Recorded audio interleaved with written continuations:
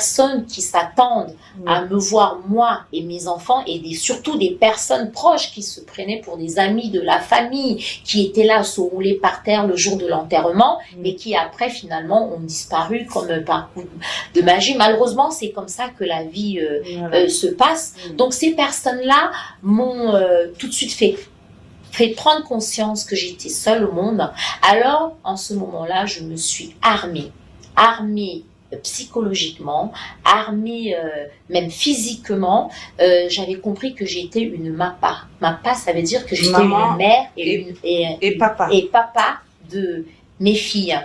Donc, je me suis coupée du monde. J'ai repris mes études, j'ai fait des rencontres malheureuses, hein, ça souvent, vous savez, quand vous êtes une mère célibataire avec 2 enfants, les hommes, même, voilà, les hommes que vous rencontrez pendant ces périodes-là, ils sont, comment je vais dire, voilà, ils sont pas souvent des personnes dans un état d'esprit de s'investir dans la relation. Voilà. Donc, et toutes ces expériences-là aussi, hein, c'est-à-dire amoureuses, malheureuses, catastrophiques, il y a eu de l'abus de confiance, il y a eu des choses bon, que je ne regrette pas, mais ces personnes-là m'ont aguerri. Voilà, ça m'a aussi fait comprendre, ça m'a forgé un caractère, une carapace. J'ai monté des garde-fous et à partir de là, je me suis mise sur un trait qui s'appelle à vos marques, prêt, partez, quoi. Donc j'étais devenue une lionne, j'étais devenue une femme déterminée à donner une vie confortable, une femme, je voulais que mes filles soient fières de moi, que mes filles ne me disent pas un jour la phrase qui me faisait peur, c'était d'entendre un jour mes filles dire si seulement on avait notre père. Alors la première des choses, c'est que j'ai payé des études dans des écoles privées à mes filles, elles ont étudié aux États-Unis, je voulais qu'elles soient des filles du monde, qu'elles soient bilingues, qu'elles soient trilingues, voilà. Et c'était ton premier investissement. C'est ça. Je travaillais, j'avais plusieurs boulots en même temps. J'ai fait tous les petits C'était dans la décoration toujours? Alors j'ai fait dans la mode aussi. J'ai travaillé pour pas mal de grands couturiers. J'ai travaillé dans des grandes boutiques, aussi des petites enseignes, des enseignes populaires comme Zara. J'ai travaillé chez Zara, chez Morgane à l'époque. Après, je suis rentrée donc de manière véritable. J'ai même travaillé dans la cosmétique, je suis diplômée en cosmétologie où j'avais ouvert le plus grand institut de beauté à Yaoundé à l'époque. Ça s'appelait Boutique Claude. C'était étalé sur 3 étages, qui était un investissement que j'avais fait. Très rentable aussi. Donc après, j'ai revécu quelques années au Cameroun et après je suis partie aux États-Unis pour accompagner mes filles dans leurs études, dans la progression et de comment je voyais, comment j'envisageais l'avenir pour mes enfants. Un avenir brillant, avenir prometteur. Finalement, tu renais de tes cendres et de la plus belle des manières et te voici aujourd'hui brillante, souriante dans le Septolk. Si vous nous retrouvez, nous sommes dans le Septolk et nous recevons Maria Lourdes, celle qu'on appelle la lionne du 10. Et le 10, c'est Achille Mana, parce que après ton parcours avec ton premier époux et tes rencontres malheureuses, tu rencontres l'amour. Oui. Une fois de plus. C'est ça. De quelle manière tu rencontres cet amour-là? Alors, Achille, donc comment je rencontre Achille, c'est assez ambigu parce que Achille était déjà, vous savez, quand vous avez l'habitude de voir quelqu'un dans les écrans, sur les plateaux télé, on a l'impression de le connaître. Voilà, donc quand je rencontre Achille, c'était déjà une personne c'était déjà un garçon qui m'impressionnait par son culot, par ses kilos de muscles, par ses photos provocatrices sur les réseaux sociaux. Je me souviens, je rencontre Achille pour la première fois en 2014. Moi, je vis aux États-Unis. Il est géré d'une grande marque de vêtements. Je tombe sur une PLV de Achille Emana, je savais pas du tout qui c'était et j'étais impressionnée par la bête, c'est-à-dire que c'était un homme avec un grand H, enfin tous ces muscles et donc j'étais très impressionnée, je savais pas qui il était. Alors j'ai fait ma petite enquête et donc j'appelle une amie en lui demandant est-ce que tu connais un footballeur comme ça, tu sais, nous les femmes on aime bien, voilà. Et donc elle me dit c'est un lion indomptable et tout. Moi je pose des questions, il est marié, tout ça. Il me dit non, il sort avec une fille, nanana. Donc à l'époque, je vais sur Facebook, je regarde la fille, elle est magnifique, elle est belle et tout. Je dis bon, ok. Laisse tomber. On laisse tomber. Enfin de toute façon, je n'allais pas le chercher. C'était juste une curiosité. On a toujours une curiosité de vouloir un peu creuser un peu plus, quoi. Voilà, donc c'était une histoire de 24 heures. Hein, donc voilà, je suis passée à autre chose. Et il faut savoir que les lions indomptables des années 2000. Là, on est sur les Marvion Fou et voilà, voilà, c'est ça. Samuel Eto'o, voilà, Ouémé, Pierre Ouémé, Rigobert Song, voilà, Achille Emana. Bon, on va tous les citer. Voilà, c'est ça. Les années 2000, les lions. Voilà, mon ami, comment il s'appelle, Timothée Atouba. Donc, tous ces gens-là, Daniel Wansi qui est décédé il n'y a pas longtemps, paix à son âme. Donc tout ça, c'était des personnes. Bill Chatto, qui est un grand ami grand ami à moi. Oui. Donc je connais très très bien toutes ces personnes, mais malheureusement, je n'avais jamais eu l'occasion. C'est-à-dire le lion que je trouvais le plus attirant. On est sur une attirance physique. Voilà, sur une attirance physique, hein, c'est-à-dire qui m'impressionnait, on va dire. Il faut avouer que les petites femmes comme moi souvent aiment les grands. C'est bien quand ça s'impose. Voilà, des choses comme ça. On dit que ça nous protège un peu. Ouais. Voilà. Et donc, mais alors l'ironie du sort, c'est assez curieux parce que j'ai eu à rencontrer tous ces footballeurs-là quand, à cette époque-là, je les ai tous rencontrés, je les connais tous très bien, c'est des très bons amis aujourd'hui encore, hein, c'est des très très bons amis, mais j'avais jamais eu l'occasion de rencontrer Achille, voilà. Et donc quelque temps après, j'avais eu l'opportunité de tourner une pub d'une compagnie de jet privé dont je vais taire le nom, mais qui était en rapport avec Samuel Eto'o, qui m'avait pris comme égérie justement pour cette compagnie. Et c'est là que Achille me rencontre via cette publicité. Et alors, il a du mal à venir vers moi parce qu'il se dit que je suis la copine de Samuel. Voilà, parce que dans la publicité, il l'avait déjà. Ça veut dire qu'il regarde la publicité, et dans la publicité qui passe, hein, il voit ce que la publicité elle passait dans les chaînes de télé en Europe et au Cameroun, et donc lui il voit la publicité sur les réseaux sociaux, donc il tombe sur la publicité et il voit une fille qui est en train d'aller monter dans un jet privé et tout, et à la fin de la publicité il y a la société de Samuel et tout, c'est le jet et tout ça de Samuel et tout, donc il se dit, il en déduit forcément que une fille métisse comme ça avec cette allure là, il y avait un scénario qui était mis en place que je paraisse comme une je vais dire quoi, comme une diva qui voyage en jet privé et tout ça. Donc il se dit c'est la copine de Samuel Eto'o, voilà. Ce qui n'est pas le cas. Ce qui n'est pas du tout le cas, mais par contre j'étais une très très bonne amie, une amie très proche, voilà. Et quand il me contacte, il me demande la première question, tu es la femme de Samuel? Et moi je lui réponds, je ne m'appelle pas Georgette. On est d'accord. On est d'accord. Voilà. Et donc de fil à aiguille, on a commencé à discuter. Les choses sont, alors avec Achille, c'est un homme qui a marqué et qui marque encore grandement une histoire de ma vie. Donc de cette discussion, il comprend que tu es une femme libre.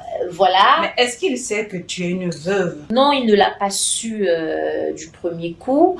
Lui, il était plutôt focalisé sur ma relation avec Samuel Eto'o.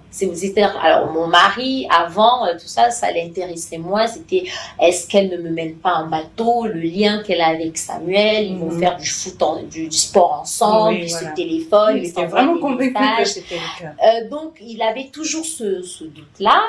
Et jusqu'au jour où voilà, on a passé notre premier week-end ensemble et je lui ai fait comprendre en lui montrant des messages, des échanges. Et ce jour-là, Samuel m'avait aussi envoyé un message ce soir-là et je lui ai dit bah, tu vois, ce n'est qu'un message d'amitié, mais je vais te demander une chose. Je sais que Samuel et toi, vous n'avez pas de très bons rapports, mais ce que je vais te dire, Samuel, c'est quelqu'un que j'apprécie, c'est une personne que j'aime beaucoup. On a souvent eu des hauts et des bas. Aujourd'hui, on s'est retrouvés, on a des bons rapports. Je sais, peut-être oui, peut-être que non, je ne sais pas quel rapport vous avez, mais j'aimerais que si tu es dans ma vie, si tu décides d'être dans ma vie, j'aimerais qu'on ait tous des rapports, des bons rapports. Voilà, parce que... et là, quand je disais ça, c'est parce que je sentais déjà que il y avait un attachement, il y avait quelque chose qui était en train de naître. Donc, quand tu rencontres cet homme finalement qui physiquement t'avait déjà tapé, tu lui as dit ça que tu t'es vu aux États-Unis, j'ai dit waouh. Ah oui, je lui avais dit. Alors l'ironie du sort, c'est que c'était vraiment quelque chose, c'était comme si c'était un destin, comme si on était prédestinés, comme si nos âmes étaient liées, Achille et moi, parce que quelques jours avant qu'on se rencontre, 2 jours avant, j'étais au Cameroun et j'étais dîner chez une amie et pendant qu'on dînait, donc il y avait Bill Chateau qui était là ce soir-là, on a dîné, c'était très bien et on a eu à parler d'Achille. Alors moi je taquine Bill en lui disant, tu sais, à votre époque, le seul lion indomptable qui m'a toujours fait frissonner, qui m'a toujours impressionné par son sex appeal, c'est Achille Emana. Alors ma copine aussi on discute, voilà. Bon, pour pas tirer de long en large, 2 jours après je le rencontre. Et donc quand je rencontre Achille pour la première fois et que je me retrouve face à lui, et qu'au-delà du physique, il y a cet attrait, la personnalité qui devient finalement un peu plus intéressante que le physique. Tu te dis peut-être que c'est la bonne. Vous mettez ensemble. Oui. Ça se passe au début très bien.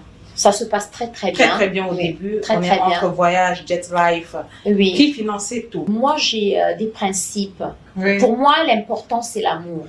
L'important, c'est les moments qu'on passe avec une personne. Ces moments-là, c'est comme l'honneur de quelqu'un. Ça n'a pas de prix. Voilà, parce que l'amour, quand on l'a perdu et qu'on a eu la chance de le retrouver, on n'a pas envie de le perdre une deuxième fois. Alors, l'argent n'est pas un problème. On le trouve pour un voyage, pour des bons moments, pour tout ça. Il faut savoir aussi que avec Achille aussi, j'étais dans une famille recomposée encore. Parce que Achille avait des enfants. Il a 3 filles. Moi, j'avais les 2 filles. Plus j'avais mes jumeaux. Puisque forcément, quand ils rentrent dans ma vie, les jumeaux sont dans ma vie. Mes filles sont dans ma vie. Donc, et ses filles à lui aussi sont dans ma vie. Ça refait encore. Alors, déjà, à quel moment vous vous dites, Achille et toi, on est fait l'un pour l'autre, qu'il demande. Il y a eu une demande en mariage déjà, il y a eu. Et il y a eu une demande, enfin, avec Achille, on avait beaucoup de complicité.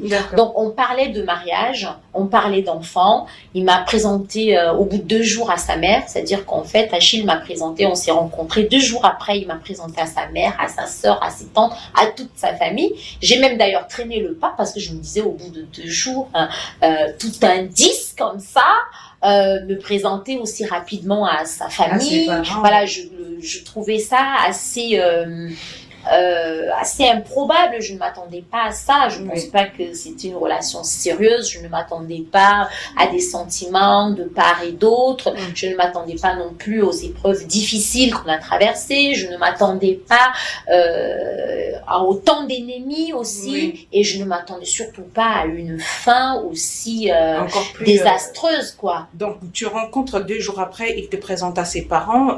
Après, vous évoluez, vous vous mariez? Non, on s'est pas mariés. Il me présente à ses parents 2 jours après. Alors, il faut savoir que moi, je vivais à Paris, Achille vivait en Espagne. Et donc, on était aussi à un moment dans une grosse période de Covid. Oui. Voilà, donc qui a été très difficile pour nous parce que Achille vivant en Espagne et moi à Paris, à un moment donné, les voyages n'étaient pas faciles, il n'y avait plus de vol, on ne pouvait pas se déplacer, mais on avait une telle envie de nous retrouver à chaque fois que pour aller là où il vivait à 2 heures de Paris, je pouvais prendre un vol qui mettait 8 heures avec 3, 4, 5, 6 escales, parce que le but c'était le premier vol qui pouvait voyager, qui pouvait partir en Espagne, il fallait que je sois dedans, ou alors le premier qui pouvait venir à Paris, il fallait qu'il soit dedans. Voilà, c'est ça. On était très fusionnels et quand on se retrouvait avec Achille, s'il venait pour 3 jours, très intense. Pendant 3 jours, on sortait pas de la maison. Ah, voilà. Très, très intense. Oui, c'est-à-dire, on était, il m'a appris à aimer, parce qu'il parle très très bien espagnol, il m'a appris à aimer les séries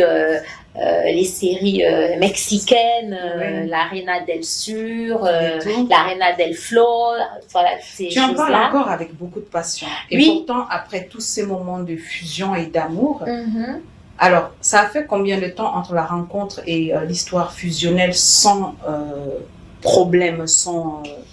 On a vécu à peu près 2 ans. Oui.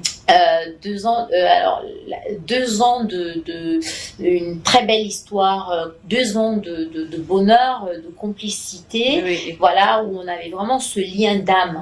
Voilà, c'est ça, on avait. Qu'est-ce qui s'est passé à la 3e année? Alors, pendant le Covid, la carrière de Achille s'est arrêtée d'une manière inattendue, parce que Achille avait encore quelques années, il joue en Inde. Voilà, c'est ça, pour se faire une santé financière avant sa retraite. Donc, le contrat a été suspendu de manière très brutale parce qu'il y a eu le Covid. Il y a eu cette épidémie qui s'est mise. Voilà, c'est ça. Et donc, ça, c'est quelque chose qui a eu un impact énorme sur la carrière d'Achille, donc qui s'est terminé malgré lui en queue de poisson. Et Achille, quelqu'un qui est très amoureux de son métier et de la rentabilité du métier. Et de la rentabilité du métier aussi, a commencé par des dépressions. C'est-à-dire que le manque d'activité et de savoir que voilà, j'arrive à la fin de quelque chose que je fais depuis que j'ai l'âge de 11 ans. Et là, j'ai commencé à voir un homme qui a commencé à se transformer, qui a commencé par des addictions, qui a commencé des dépressions, qui a commencé à ne plus avoir goût à la vie. Et là, au départ, j'ai été d'un très très grand soutien. Voilà, j'ai pris sur moi. C'était une addiction à quoi? Au jeu ou bien C'était une addiction, donc la dépression déjà, qui était très difficile parce qu'il se renfermait sur lui-même. Déjà, il faut savoir qu'Achille est quelqu'un d'introverti, c'est pas quelqu'un de très bavard. Au début, je me suis pas rendu compte, c'était des problèmes d'alcool. J'en ai parlé à sa mère, je trouvais que il buvait, donc il me le cachait.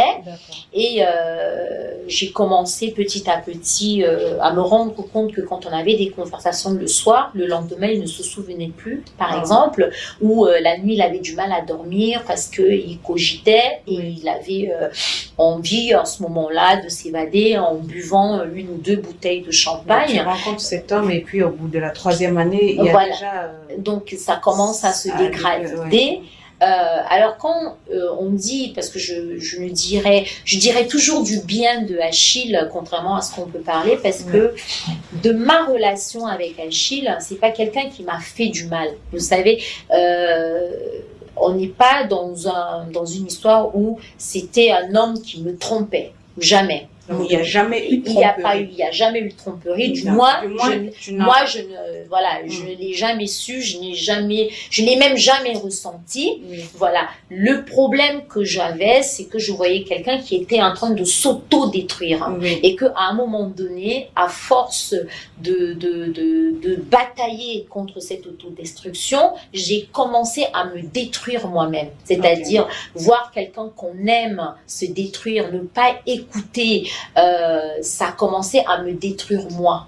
Voilà. Donc j'ai commencé aussi à sombrer dans des dépressions, de voir que l'histoire qui était une belle histoire d'amour, qui était, comme je dis, on avait un lien d'âme. Et donc là, et c'est là où il y a une cassure. La cassure vient du fait que quand on n'est pas bien, on ne peut pas renvoyer, donner. C'est ça. En fait, un mot pour dire un malade ne peut pas soigner un autre malade. Voilà. Donc, on était déjà dans une relation où moi, je n'étais plus bien parce que j'ai été